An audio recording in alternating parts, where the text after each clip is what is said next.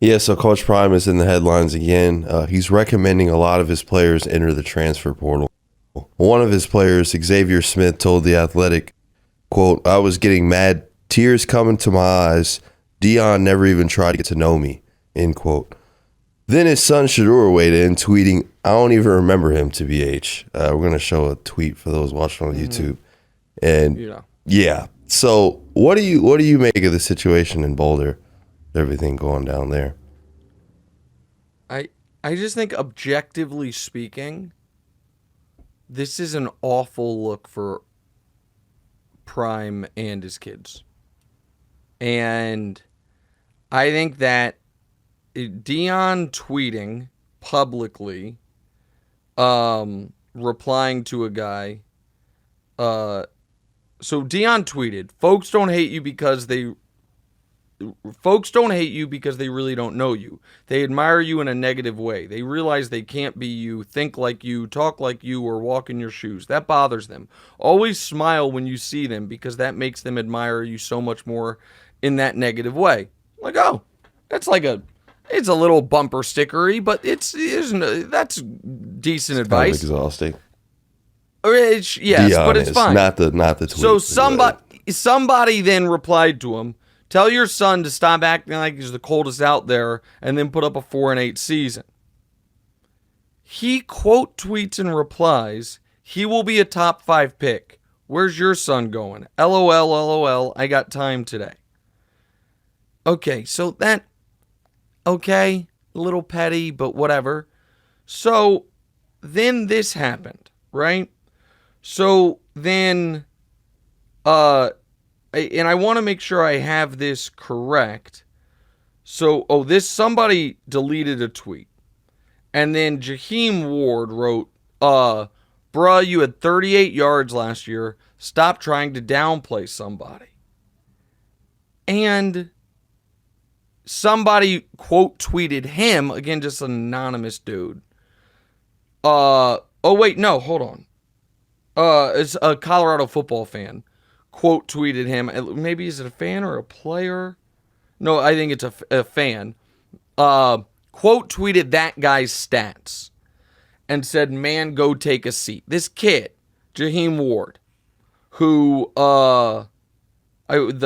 was talking. And Deion quote tweeted that because the guy had 8 tackles and 4 pass deflections and wrote, "Laud Jesus." Like, okay, it feels a little like Deion Sanders.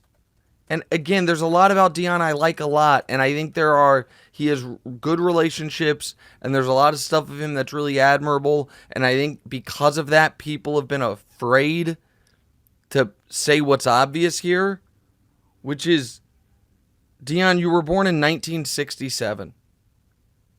Like, I knew the age was going to come up. Well, yeah, because you're 56 years old. Like, you can't be mocking kids on Twitter. Kids. You just can't. You just can't. Now, what people would be like, well, then his sons can. And because Shadeur's a kid.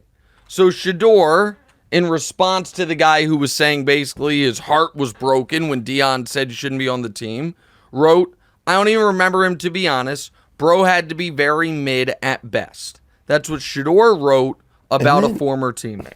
Go ahead. Right, what's the point of even coming out like that, like with what the kid said? Like, it's not even like the kid said something. I don't think that was crazy. I didn't think it called for a flame in response. But 1,000% correct. But then there is also this. DeMonte, did you see the story about why Spencer Rattler fell in the draft? No. So, okay. So this is kind of a wild thing, but it's been reported out. So Spencer Rattler, who was one of the top picks, or one of the top recruits out of high school, when he was 16, was on a Netflix show produced by LeBron's people called QB1. I never watched the show, okay? Evidently, 16-year-old number one high school recruit in the country, Spencer Rattler, was a bit of a dick. Turns out he bullied his backup quarterback, wasn't a great teammate, and at 16 years old, kind of acted like you would imagine a lot of 16-year-olds who are the number one football player in the country, who have a documentary crew walking around with them, might be a little full of himself. You know what I mean? Who could imagine that was the case? Okay? So, and I even feel bad even saying that because he's 16. He's 16. But here's why I'm saying it. Ian Rappaport reported when Spencer Rattler was falling in the draft that multiple teams brought up to him the Netflix series and about how they couldn't get it out of their head. That like, we're going to bring in this guy to be our quarterback. Look at how he was, 2 years post-puberty. I don't get it, but that was a thing, okay? So here's why I mentioned that. Bro, what are you doing, Shadeur? You don't think, you are not Caleb Williams, where there is a level of, no matter what the off-field detractors are, no matter what, how much people want to tear down the painting of the nails or the phone case or crying or any of that, the talent and pedigree is so undeniable that you're going to be the number one pick of the draft. That ain't Shadeur Sanders, man. Now, Shadeur could be the first quarterback off the board. We also need to see how he plays next year. We need to see a lot of things. And I do not think being a dick to people online is a smart play for that position in particular. Like, I don't think people would care at all if he were a defensive end or a corner. I really don't. Or even a wide receiver. And you're on social media being like, you suck, I'm awesome, get out of here, you're not good enough. I think we'd be like, what are you going to do? You know what I mean? Right. Like, it's just, but if Spencer Rattler's draft stock can fall around because of he was being immature when he literally was not yet mature.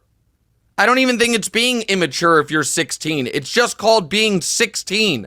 You have not yet matured. I just think this is a terrible look for Shadeur, and I think it has real potential negative implications. I really believe that. And I'm not even saying it should or it shouldn't impact his draft stock. You can make an argument if you draft a player based on anything other than the football player they are, you're making a mistake. You can make that argument. I don't know that I totally agree with that, but you could make that argument. But I just know the reality of it. I know the reality of the situation, and I think this is a wild way for a potential top 10 quarterback pick to act. So I think it's a bad look for all involved, personally. Like a significant bad look for them all involved. Hey, thanks for watching. Hit the subscribe button to get more from the show, and make sure to click the bell to get notified every time new content drops. Check out full episodes of What's Right wherever you get your podcasts, or just click the link in the description below.